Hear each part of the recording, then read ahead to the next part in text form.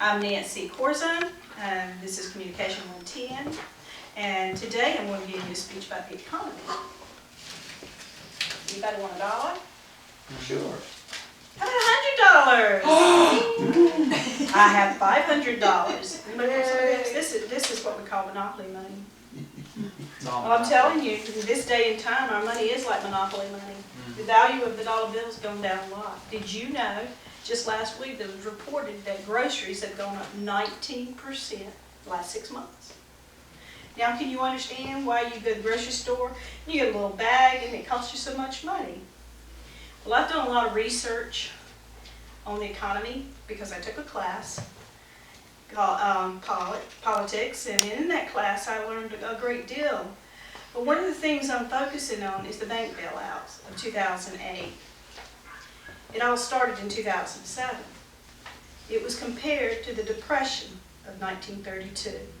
In 1932, a law was passed, the Glass-Steagall Act, which controlled banks, regulated them, so they weren't allowed to use our money, depositors' money, to loan out to risky ventures. Well, in 1999, along came Bill Clinton, and he signed the Graham-Lill-Blow Act, which deregulated banks again.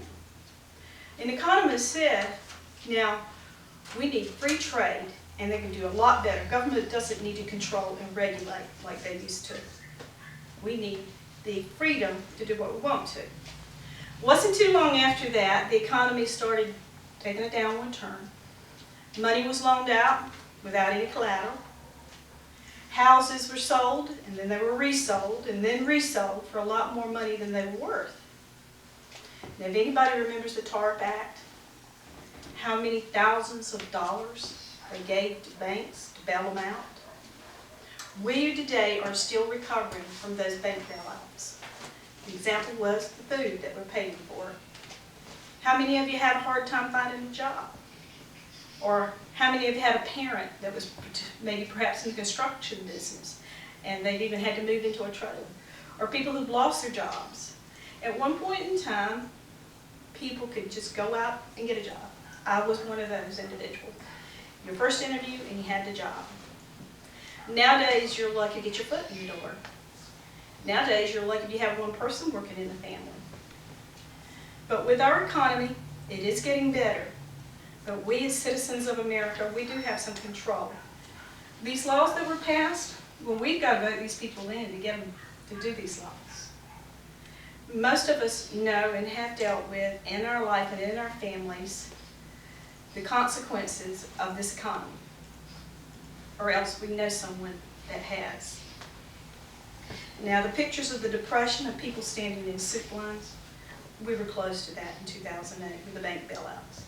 A lot of people say, well, why do we do bank bailouts? We had to do bank bailouts, or there would have been a depression. And not only was there the bank bailouts, along with the economy, the stock markets, it was worldwide. It wasn't just America.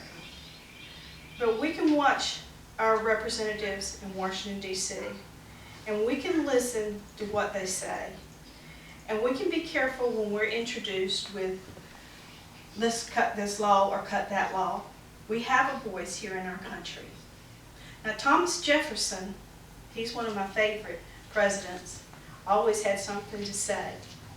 And his remarks about banks, I believe that banking institutions are more dangerous to our liberties than standing armies.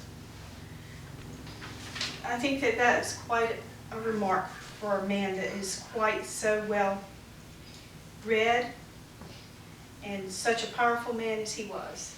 He believed in the independence of our country, of individuals, and our rights. And the biggest way that we can lose our rights is allowing things to take over and control our life. So let's go with Thomas Jefferson today. Let's make a difference in our life in the government.